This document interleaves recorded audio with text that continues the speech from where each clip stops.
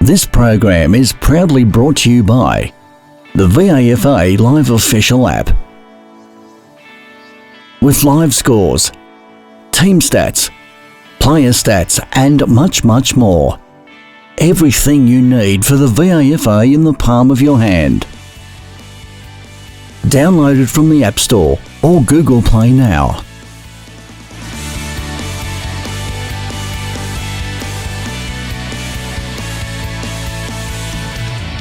This is Liam Healy for Complete Sports Management. We're down here at Brighton Beach Oval, where St Bernard's have run out 2-point winners over the home side Brighton.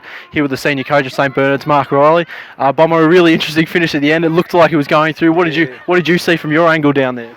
Well, I was probably still in shock because it was a massive error from myself and the coaches with the last centre bounce. I don't know if you saw, we had 7 forwards instead of 7 backs, and we had a winger free, and that was who they spat the ball out. So it was a terrible, dreadful error on our behalf, and could have nearly cost us the game. A game that we should have won by 4 or 5. When you look at all the numbers, we 60 odd inside 50s to low 40s. You know, we kept Nick Pavlo down to 15, 16 possessions, who's, you know, one of the premier midfielders in the comp, and we functioned with a one-man forward line. You know, Jack Mack was quite extraordinary playing against his own opponent and the 2 zoning players, and we just didn't get a contribution from our other forwards, which has really been an issue with us all year. We pretty solid back line, pretty solid midfield. We get enough supply at the front end. But the forward line needs rapid improvement if we're going to, become a threat at the end of the year. But look, we'll take it. I don't want to turn it all into a negative. We'll take the win. I thought there was a few kick turnovers and a couple of fortuitous forward 50 decisions, which resulted in, pretty soft goals for the Oppo. Kept the margin and kept them interested, but generally in most of the key performance indicators, we beat them all day. And you spoke about Jack Mack, kicked 6 today, 6-3. It sort of seems he kicked 2 in the first quarter. It sort of seems like a bloke where he gets his confidence right up, and then it doesn't feel like anyone can really stop him. Is that how you saw him? He's a big, powerful man, and he's got speed, and he jumps at the ball. And we're just so glad we have him today, mate. If we don't have Jack Mack, we lose the game comfortably. And you spoke about holding Pavlu down. I think he had about 17 touches today, which is obviously low for a player of his quality. Charlie Vague sent on him today. He did the job on Mark Locke last week, and then back-to-back. Is that sort of just a new role that you're just going to keep trying with him? It's a new role for me, Liam, because I don't like tagging, and I know I've known Nick since, he was...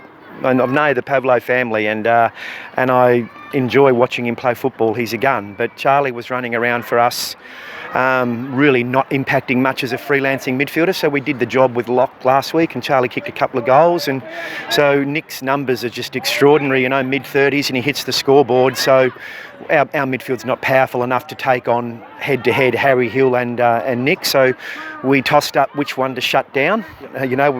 We got Nick today, but Harry got about 30-odd and kicked 4 goals. That's a fair game, isn't it? Yeah. So anyway, and we were a bit lucky that Will Lewis was out, who's a gun player.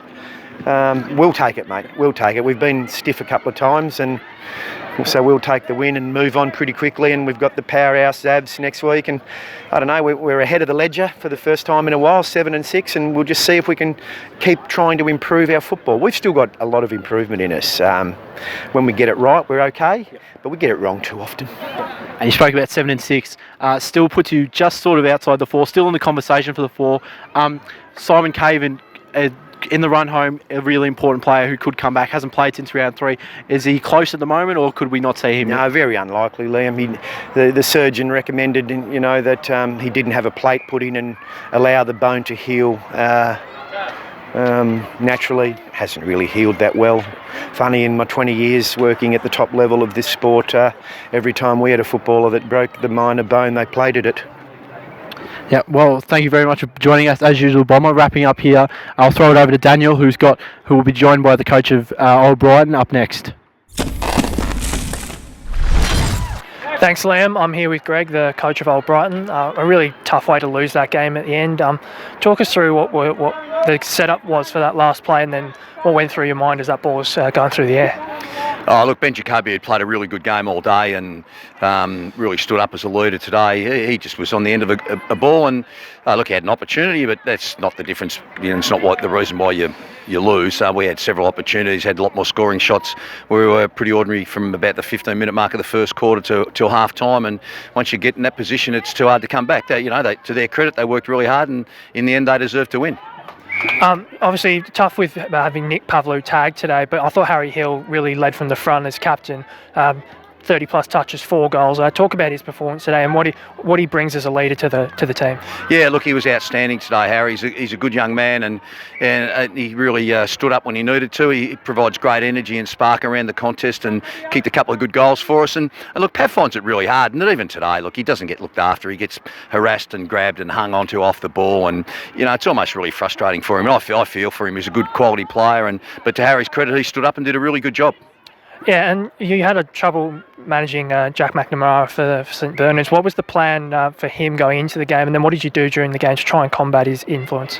Yeah, well, we just used Tom Lamets, and Tom's been a key defender for us for a while, and Jack played really well. He was the recipient of a couple of lucky opportunities, but Tom, to his credit, he when he came back on again, he went forward, and then after we made the move, we used Quinton Montanaro on him, who's a young, lightly built player who I thought went okay on him.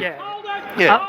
Just sort of finally finishing up with Will Lewis is obviously missing today. What's the update on him? Can we expect him back anytime soon, or what's the go with him? We're not quite sure where Will's at. It was he's had some scans. He's got a bit of a problem with his back, so we're not quite sure what it is yet. And he'll have another scan on Monday, and we'll know the full extent of the injury. Fingers crossed it's not a stress fracture of the back, but he's certainly been in a fair bit of pain over the last couple of weeks. So fingers crossed he'll be back. It's hopefully some positive news to come out of that. Thanks for joining me, Greg. That's all from us here at Brighton Beach Oval, where St Bernard's have defeated Old Brighton by 2 points.